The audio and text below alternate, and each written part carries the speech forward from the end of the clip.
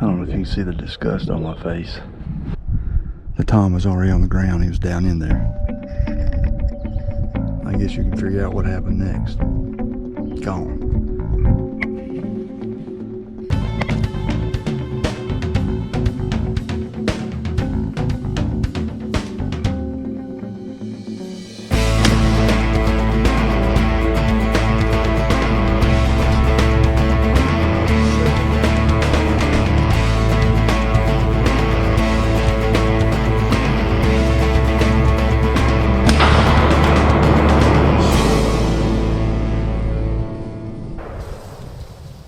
On today's one-shot tip of the week, we're going to talk about benches. I've had a couple of viewers ask a few questions and we're going to get those answered, so stay tuned.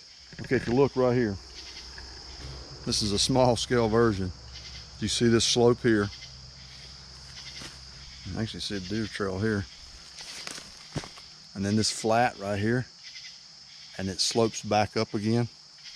That's a small scale version of a bench. So that first slope, this one right here, be tight grid lines. When you get to the flat or the bench, and when I say flat, it's relatively flat. It may not always be flat, but the slope will be less steep than the lower slope that precedes it, okay? So this lower slope is gonna be steeper, tight grid lines on your topo map. Once you hit the bench and it's relatively flat or relatively sloped, the grid lines are gonna get wider. And then when you go back up again to the ridge, the grid lines get tighter again. So what's the importance of a bench? Two things. What's it adjacent to? If it's next to really dense bedding areas, great place to get a buck coming out or going back into the bedding area. Same thing for food. Does are gonna be on food late in the season, early in the season. Bucks are gonna be on food early in the season. So if you got food, the does will be coming to it. Bucks are gonna be looking for does late in the year.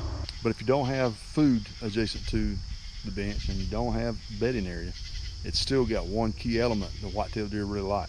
They'll follow the path of least resistance. So a bench creates a great travel corridor or a travel route for the deer. From my experience, they'll hit the low end side of it, the lower side of the bench. But take a look at your area, do the scouting, look at what the sign's telling you, and what's the buck doing late in the season. During the rut, he's looking for a doe.